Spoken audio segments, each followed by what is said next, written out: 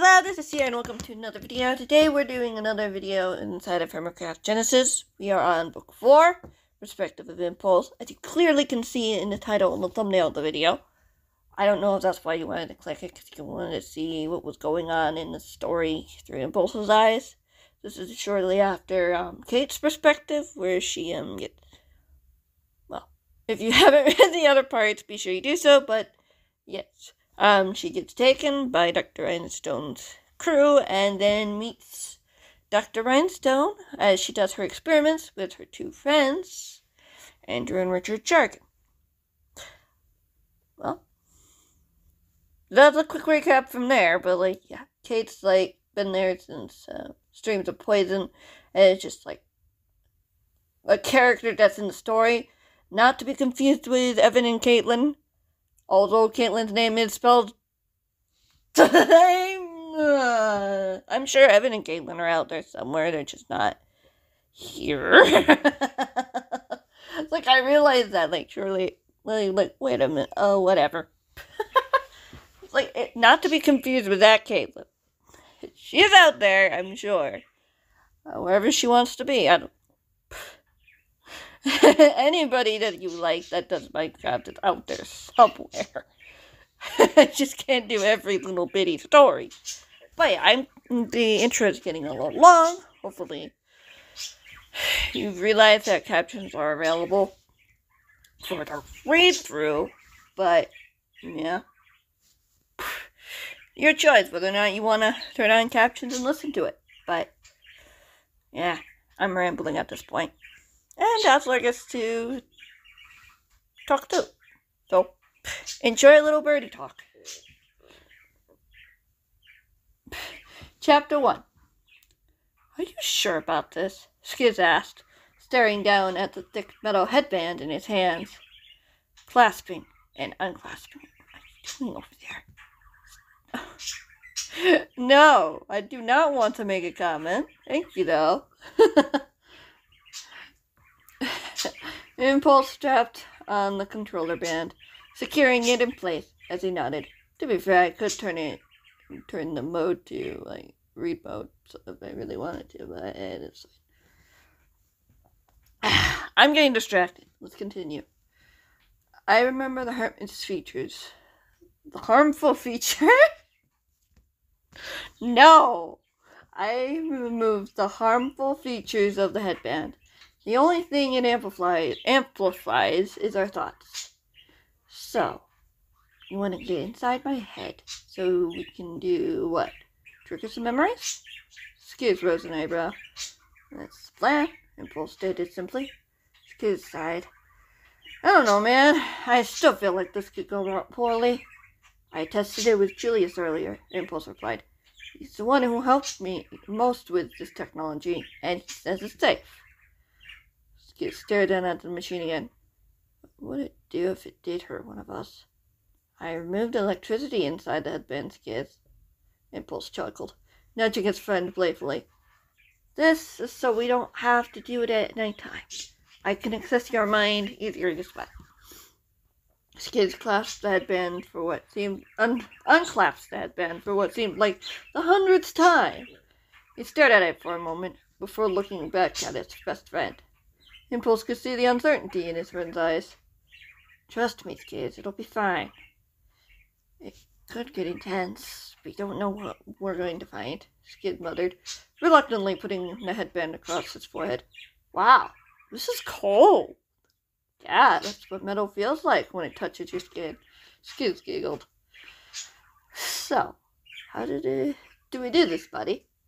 Impulse gestured to a pair of seats sitting against the wall beside the elevator. Impulse wanted to give the remaining folks a bit of space, but also not be too far away in case something happened. Yet, everything had been quiet since Kate's last couple of calls.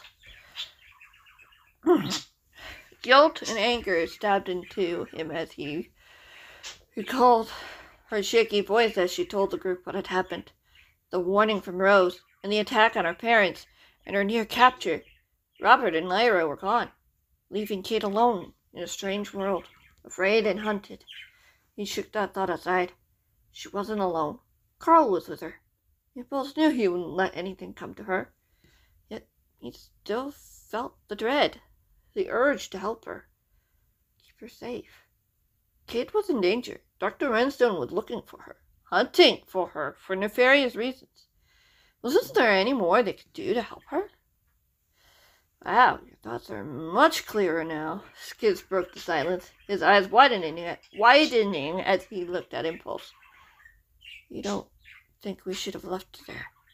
No, Impulse sighed. But Kate is a fighter. Carl has done this sort of thing for years. As much as I hate it, I know he's right. There's something bugging you, Skids pointed out. It's not the point. We're here to figure out what you might remember, Impulse snapped, taking a seat on one of the chairs as Skids did the same. I get it, Skids nodded, putting a hand on Impulse's shoulder. We're all worried.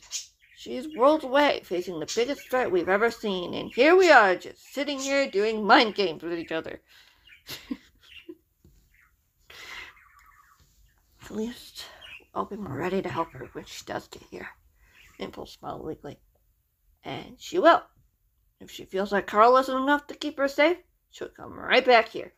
That dude can only do so much for her. Just can't figure out how they were able to find her. Impulse shook his head. I feel like we're missing something. Don't you? Skids shrugged. I've only known her for like 2 weeks. True, Impulse snorted, leaning back against the chair as he closed his eyes. Ready? I guess so. Okay. Impulse took a deep breath, slipping his mind into Skids', finding himself in a valley of lilies surrounded by oak trees, a familiar place. Sitting on the blanket beside him was his best friend. Whoa, you weren't kidding about the mind manipulation, Skids gaped, looking around at their surroundings. The sky was bright blue, sun shining high in the sky. That could have been combined in one sentence. Impulse glanced up. We're not actually in a dream world. You got that right, Impulse smiled, turning to his friend.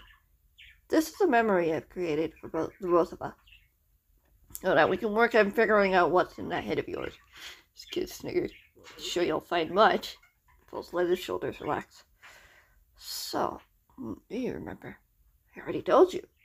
Tell me again, Impulse insisted. What was the first memory you had after I nearly lost you? I mean, where I did lose you. Skids shook his head. I was with you, buddy. I never left. Impulse smiled sadly. Anyway, Skids snapped his head up to the blue sky.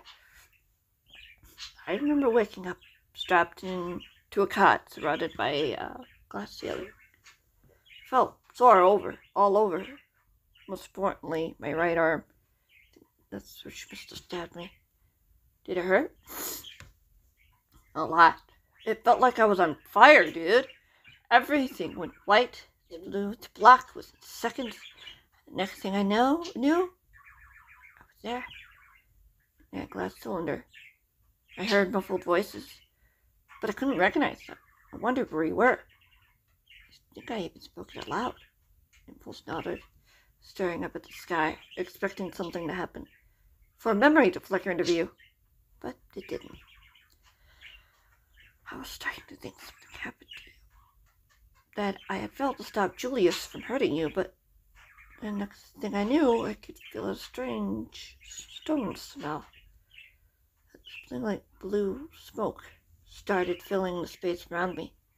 It was awful. Blue? Impulse frowned. It was dark blue, like the color of water, but it wasn't water, Skids admitted, fidgeting beside him.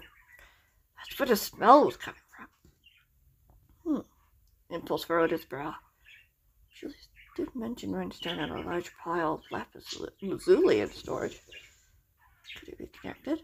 Like she was able to make it into some sort of gas, or Skids shuddered. Something? I don't know. Impulse sighed. Is there a way to break it down? I'm not that big into chemistry. Skids smiled.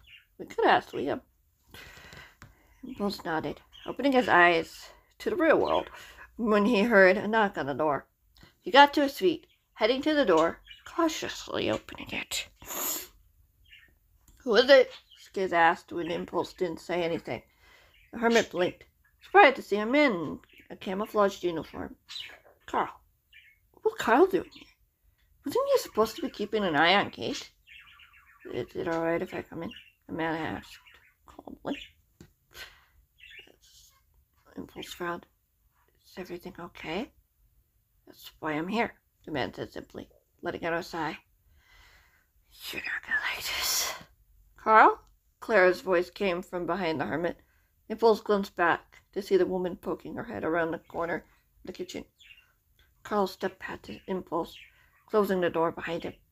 Impulse looked up at the man, unsure of what to make of the man's expression. "How's Kate?" Skiz asked the man, strolling into the meeting hall as the others followed suit. "I'm not sure when it happened." Carl shook his head. "I left her room to give you some time with her, but when I came back, she was gone." "Gone?" Impulse's eyes widened. "What do you mean, gone?" Carl pulled a piece of paper out of his pocket. "She wasn't in her room, nor was she elsewhere in the safe house. We checked the camera feed, but the moment after your call ended, the feed distorted." Impulse tensed, looking over at Skiz. Skiz gave him a simple nod as he cleared his throat. "So you're saying you lost her?" "I'm afraid she was taken." Carl unfolded the piece of paper, handing it to Impulse. The hermit took one look at it, down, and froze. "What is it?" Skiz crossed the room, snatching the paper from Impulse's trembling hand.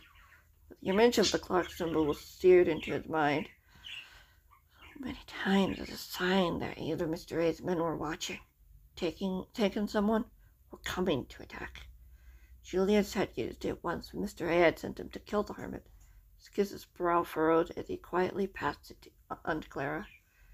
"When did you first notice it?" Clara asked, putting the piece of paper away. Oh, into her pocket. There we go. I forgot a phrase here. After examining it. "No less than 30 minutes ago, when I was going to fetch her for relocation. Such's been gone for about an hour." Impulse glared at the man. "I don't know how she was snatched any more than you did. Whether it was through the portal technology, or they just walked right in." "Surely not!" "The base was well secured." Carl lowered his head. "Invisibility detectors, cameras, alarm systems. None of them activated. The only sign that something happened were the cameras malfunctioning during what I presume was the moment of capture, which was an hour ago." Impulse sighed. "I'll have to see if there's any way I can search for her," Carl stated. "Dogs checking unknown hideout locations and alerting the other trusted teams to be on their lookout." "How do we know who we can trust?" Skiz pressed. "It was clear that one of Kate's protectors was one of the defectors. How did he get there?" "Did not assign him." Carl shrugged. "I only manage my team. Someone else does the hiring." "Who?" Skiz snapped his fingers impatiently. Carl shook his head. "No one you can reach. I guess the position has changed recently. Should have realized this.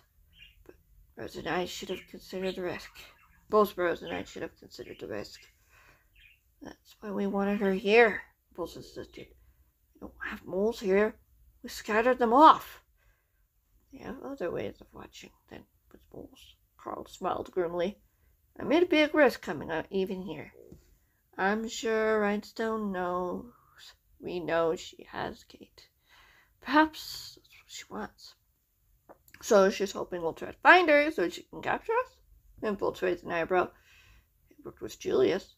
It almost worked with Julius. I would have left if I hadn't kept looking for things.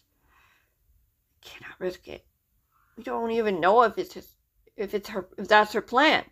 For all we know, she already has plans to capture us. Whatever she wants to do.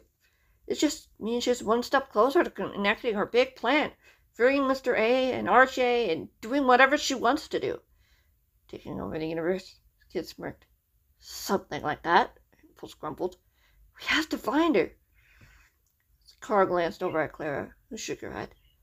We'll find her, the kid said defiantly. And we'll make sure Dr. Rhinestone can't hurt her or anyone else again. How do you suppose he'll do that? Carl asked, looking between the two hermits curiously. Impulse noticed movement in the hallway. He spotted his other friends, who had come down the known stairs after another training session. I do have a connection with Caitlin through Gerald, oddly enough. Scar spoke up, peering into view. I could try to reach her. Sorry, I don't know why I'm stuttering there. My throat is a little sore. Their medicine went another medical imprint. I don't know. It doesn't matter. It's just a little sore, that's all. You told us that she couldn't talk to you. Impulse pointed out. Only watch. Maybe with a little help we can get through, Scar insisted, a hopeful gleam in his eyes. Behind him, Green and Jem nodded in unison. You, Green, and I are stronger in the dream world when we're together with each other. First, we'd have to find you. Impulse rose to his feet. I know you can, Scar nodded, his demeanor calm. And when you do, find Kate. It's the only way. Perhaps not, but it wouldn't hurt to try, Carl agreed. And give me a call if you do get anything. Do not run off to find her. Got it?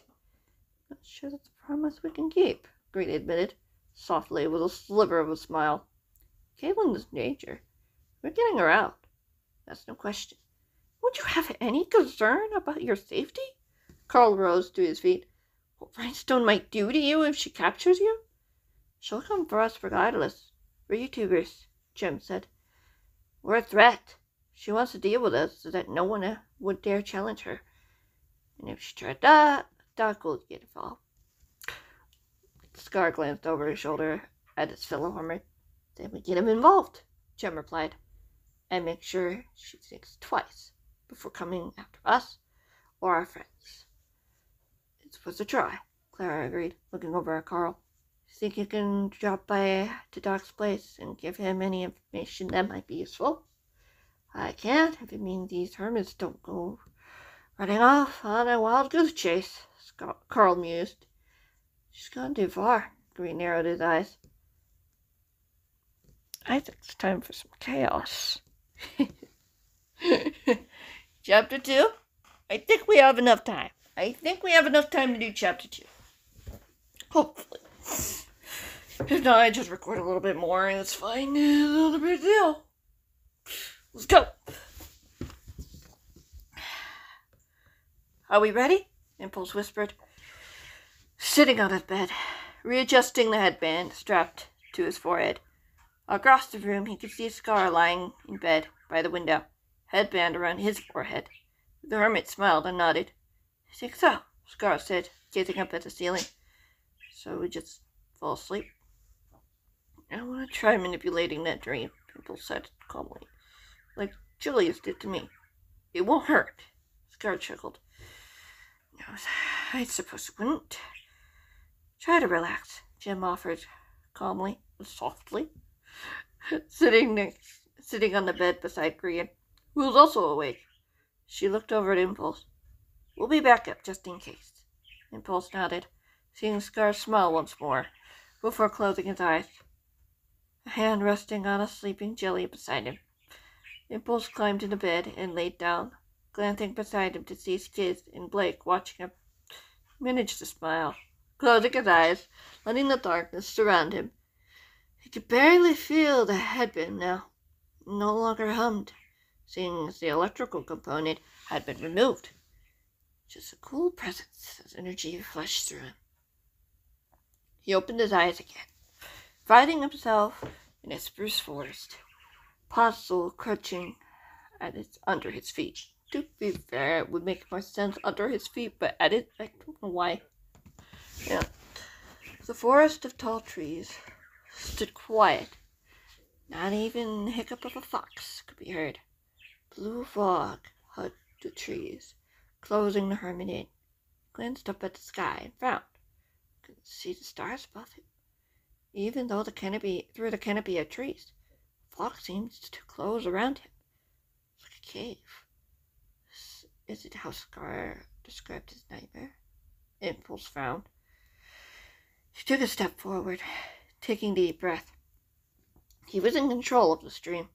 Just the thought of pushing the fog aside created an open path for him to walk through. He could do this. At least he was in the right place. Scar, can you hear me? The echo of his voice caused branches of trees to shudder.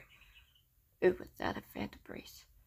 He called his friend again, but the fog seemed to drown out his words, pushing them back at him like a slap to the face.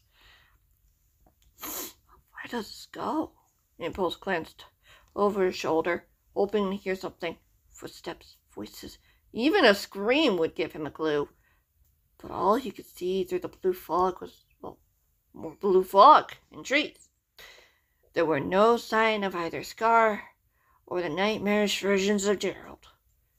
Or even Kate. Impulse stopped walking, looking up at the sky again. The stars were covered by dark blue-gray clouds. Should he try to reach out to Scar through the headband? Call for backup? How would Jem and Grian know how to reach him when he didn't even know where he was? Scar? Kate? Impulse reached his hand out cautiously toward the sky. He was too far away to reach the stars, to break through the clouds, but it helped him focus his attention. Focus on what he wanted. He needed to find Scar. A scream filled the air as Impulse whirled around, pinpointing where the sound was coming from. He broke out into a run, pushing through the thick fog around him, like a vapory tunnel that was closing in around him. There's a lot of around him, now wanting him to push through to the other side. Scar, I'm coming! Hang on! Another scream ripped through the forest, louder this time. He was getting close. Hang on! Impulse broke through the trees, arriving at a clearing, gasping for breath. Strange, stone-like smell hung thickly here. The fog was like powdered snow, obscuring his vision, slowing him down. As he trudged forward, would he find Scar in time? There's nothing you can do. It's already too late. A familiar voice whispered. Impulse's blood ran cold as he tensed. This definitely sounded like Gerald. That definitely sounded like Gerald. How was he even able to have such a large presence in Scar's nightmare? He was dead. Did his ghost somehow attach to Kate after she'd been injected with his blood? Where are you? Impulse demanded. What did you do to them? Yeah, a chuckle filled the field. The only thing that matters is finishing what I started. Nothing will stop me. Not even the girl. Help! A cry broke through the fog as fire flared in the hermit's stomach. The memory of what Gerald had done before his demise flickered into mind. Scar's desperate call for help. Scream. No, it's not too late. I'm in control. Impulse pressed forward. A golden sword flashed into his hands as new strength filled him. The fog began to scramble back. He kept walking until he made it to the other side of the clearing. He stopped, seeing the scene before him. A tall, cloaked figure had his back toward him. He seemed familiar, but not at all at the same time. Something trembled at the man's feet as he knelt down. He seemed taller than any man he knew. Taller, bigger. Both shuddered. So much fear wafting off the man. Scar! Impulse lunged forward, raising his blade as the man grabbed the figure by the collar of his shirt. Impulse pounced on the man, running the blade through the man's shoulder. A garbled scream filled the air as the hermit jumped back. Standing in front of Scar protectively as the cloaked figure stumbled back. Stay away from him, you jerk! I'm not letting you do this anymore. You truly stopped me. The fog thickered around the three of them. Can't possibly be here every moment of every day. The fear is always there, even if he's awake. You've already done enough. Impulse narrowed his eyes. You're not really him. You're just a manifestation of fear. How do you explain the girl? Gerald stepped forward, pulling something dark out of his pocket. An obsidian dagger. Impulse frowned. Is it even possible? I hear her trying to warn him, trying to resist me, demanding me to stop. But no, I won't stop till I break him, till he's nothing. The man raised the dagger, taking another step toward them.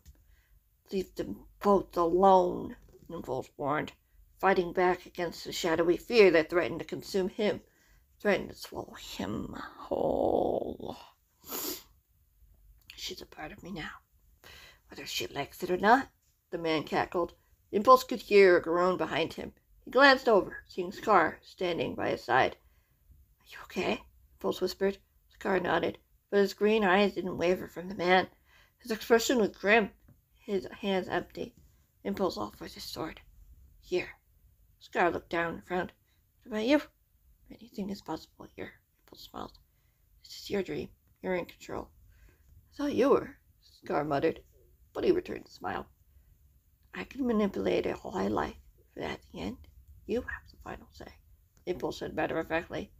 You can either hide or face your fear. He gestured to the man in front of them, who hadn't moved. Impulse didn't care if the man could hear what they were saying.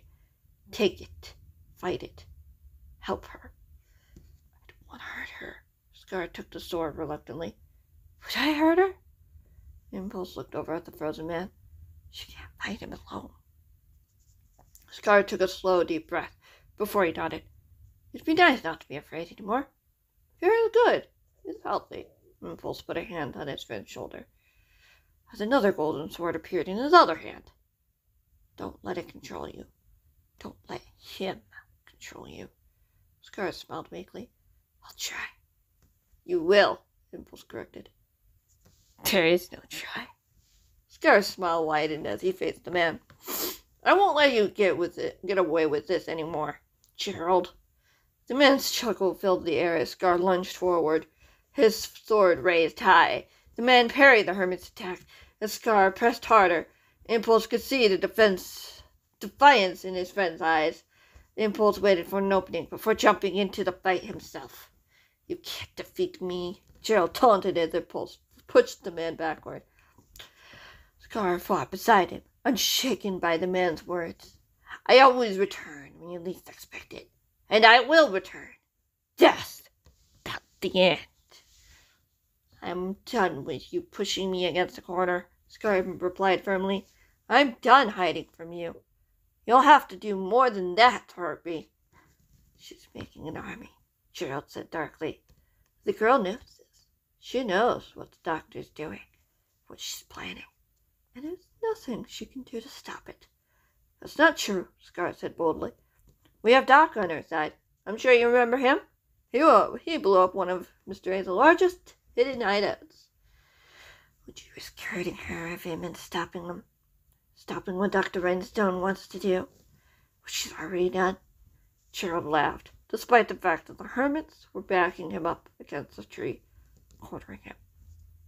No one will get hurt, Scar said firmly. Don't make a promise you can't keep. Scar, good times. You will never win in the end, Gerald scoffed, before he vanished. A puff of smoke. Impulse blinked, lowering his sword. Where did he go? Scar looked over at Impulse. Impulse shook his head, staring at where the man had been. There was a sign the man was even there. Yet he wasn't reassured. The man was still here, wasn't he? Where was Kate? Behind you! A voice screamed. Suddenly, Impulse felt something cold and sharp pierce him squarely in the back. He stumbled to his knees as Scar gasped in horror. You can't save any of them. Gerald's voice was from behind. Impulse could hear Scar's scream as darkness surrounded him. He closed his eyes, unable to move, unable to fight against the cold hands that pinned down, wrapping around his throat, threatening to crush him, finish him before getting in the way. Adios! Hasta luego! Get away going, from Rose. them. Thank Impulse's you. heart skipped a beat.